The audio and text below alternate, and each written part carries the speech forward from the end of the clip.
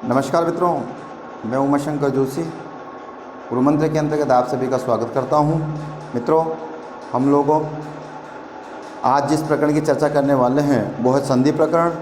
मित्रों, इस संधि प्रकरण में से परीक्षा में बहुत सारे प्रश्न पूछे जाते हैं, चाहे वो सीटेट की परीक्षा हो, रीट की परीक्षा हो या अन्य कोई भी प्रतियोगी परीक्षा हो। संधि प्रकरण में से बहुत सारे प्रश्न पूछे जाते हैं। तो आइए सबसे पहले हम लोग इस संधि शब्द की उत्पत्ति के बारे में चर्चा करते हैं कि मित्रों आखिर इस संधि शब्द की उत्पत्ति हुई कैसे है। तो मित्रों आइए हम उत्पत्ति की चर्चा करते हैं। तो मित्रों सर्वप्रथम हमने देखा कि जो संधि शब्द है ये सम उपसर्ग पूर्वक धा धातु में की प्रत्यय करने से संधि शब्द बना है। अर्थात मित्रों इसमें उपसर्ग क्या है, सम, धातु क्या है, धा, और प्रत्यय क्या है, की। और मित्रों जब हम इसका मिलन करते हैं तो शब्द क्या बनता है, संधि शब्द बनता है। तो मित्रों कई बार परीक्षा में प्रश्न पूछा जाता है कि संधि शब्द में उपसर्ग कौन सा है, तो मित्रों उसका आंसर होगा सम। धातु पूछी जाएगी तो मित्रों उसका आंसर होगा धा, धा का मतलब धारण करना। और मित्रों प्रत्यय पूछा जाएगा तो वो कौन सा प्रत्यय होगा मित्रों, की प्रत्यय। सबसे महत्वपूर्ण बात हमें ध्यान रखनी है कि मित्रों ये जो की प्रत्यय है इसकी प्रत्यांत शब्द हमेशा कौन से लिंग में बनता है मित्रों, पुल्लिंग में बनते हैं। अर्थात तो हम ये कहेंगे कि जो संधि शब्द है ये संधि शब्द संस्कृत भाषा में कौन से लिंग में है मित्रों, पुल्लिंग में है। कौन से लिंग में, पुल्लिंग में। ध्यान रखें संधि शब्द संस्कृत भाषा में कौन से लिंग में है, पुल्लिंग में।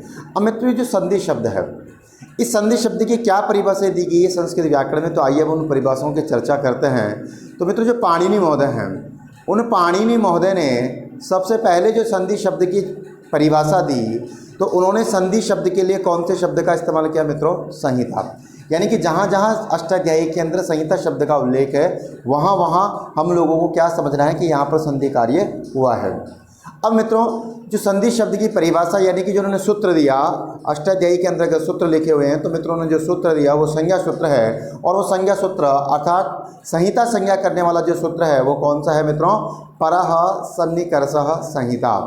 कौन सा सूत्र है मित्रों, परः सन्निकर्षः संहिता। इसकी चर्चा हमने पिछले वीडियो में काफ़ी अच्छे से की है, तो आप वहाँ भी जाकर के इसको वहाँ पर भी अच्छे से समझ सकते हैं संज्ञा प्रकरण के अंतर्गत, संहिता संज्ञा के अंतर्गत। लेकिन मित्रों यहाँ हम इसको थोड़ा सा जानकारी के रूप में देख रहे हैं कि परः से तात्पर्य परस्पर सन्निकर्ष का मतलब होता है अत्यधिक निकटता होने पर।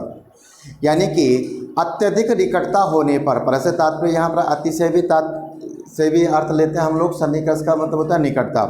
तो यानी कि अतिशय निकटता होने पर कौन सी संज्ञा होती है मित्रों, संहिता संज्ञा होती है। और मित्रों ये जो अतिशय यानी अत्यधिक जो निकटता होगी वो किन के मध्य में होगी मित्रों, वर्णों के मध्य में होगी। यानी कि यदि दो या दो से अधिक वर्ण आपस में बहुत नज़दीक आ जाते हैं और उनके अंतर्गत आधी मात्रा से भी कम समय का यदि अभाव होता है तो वहाँ पर कौन सी संज्ञा होगी मित्रों, संहिता संज्ञा होगी। तो संहिता के विषय में व्याकरण शास्त्र में एक नियम भी दे रखा है कि आखिर ये संहिता कहाँ कहाँ करनी होती है। तो मित्रों उसके लिए एक श्लोक है कि संहिता संहितैक पदे नित्या नित्या धातु उपसर्गयो नित्या समासे वाक्ये तूषा विवक्षाम अपेक्षते।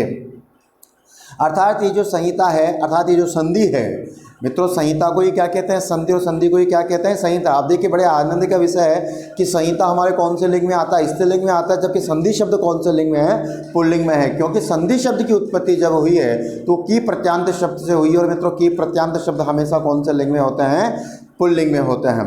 तो संहिता शब्द के बारे में यदि लिंग पूछेगा, निर्धारण करेंगे तो हम वहाँ पर स्त्रीलिंग करेंगे।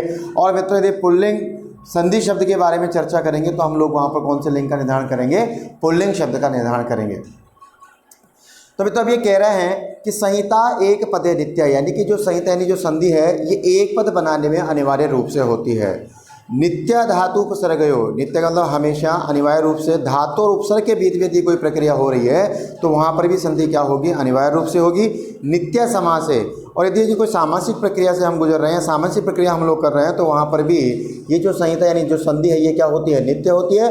वाक्ये तूषा विवक्षाम अपेक्षते, और वाक्य में जो संधि है ये विवक्षाम, मित्रों विवक्षाम से तात्पर्य होता है वक्ता की इच्छा, यानी कि वक्ता की इच्छा के ऊपर निर्भर करता है, चाहे तो वो संधि कार्य करे या संधि कार्य ना करे। तो संधि के संबंध में ये भी प्रश्न परीक्षाओं में काफ़ी हद तक पूछे गए हैं कि संहिता, तो संहिता यानी संधि नित्य नित्य कहाँ होती है? तो मित्रों एक पद बनाने में, धातु उपसर्ग प्रक्रिया में, सामासिक प्रक्रिया में, यहाँ पर संधि यानी संहिता नित्य होती है। और वाक्य में किस पर आधारित होती है? विवक्षा पर आधारित होती है। और विवक्षा से तात्पर्य होता है वक्ता की इच्छा।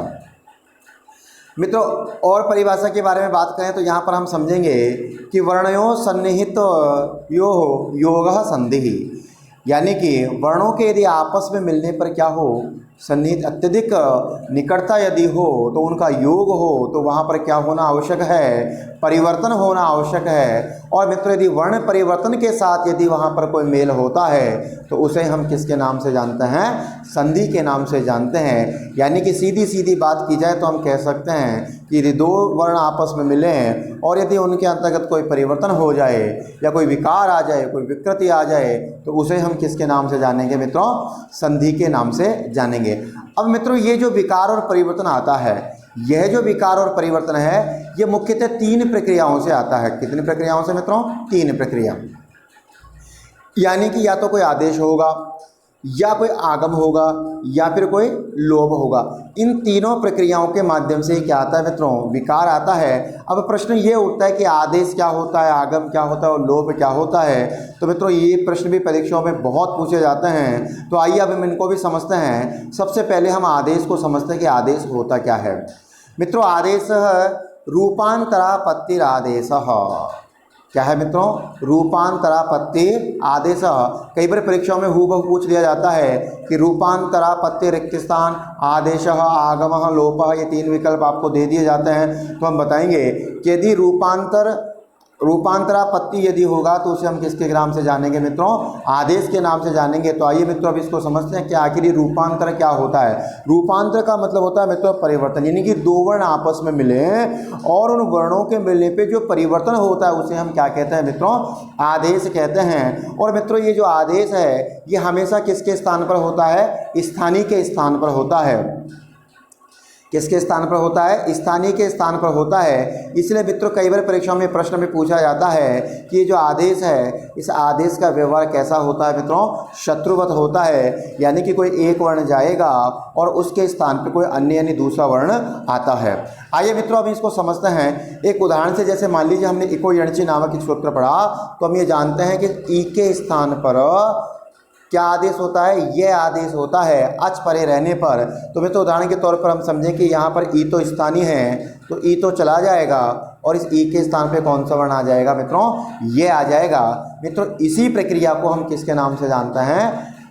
आदेश के नाम से जानते हैं। तो इस स्थानीय के स्थान पर क्या हो गया है? आदेश हो गया है। तो मित्रों अब आप समझ गए होंगे कि आदेश संधि के अंतर्गत बहुत महत्वपूर्ण है, क्योंकि जो आदेश होता है प्रकरण का नाम भी वही रखा गया है।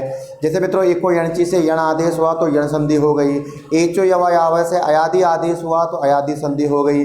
ऐसे मित्रों जितने भी प्रकरण हैं, जो भी आदेश हुआ है प्रकरण का नाम वही हुआ है।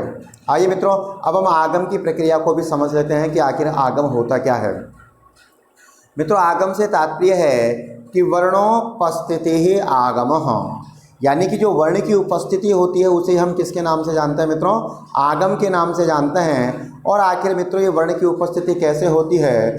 तो मित्रों जब कोई 2 वर्ण आपस में बहुत नज़दीक आ गए हों और उन दोनों वर्णों के बीच में क्या हो, कोई नया वर्ण आ जाता है, तो उस प्रक्रिया को हम किसके नाम से जानते हैं मित्रों?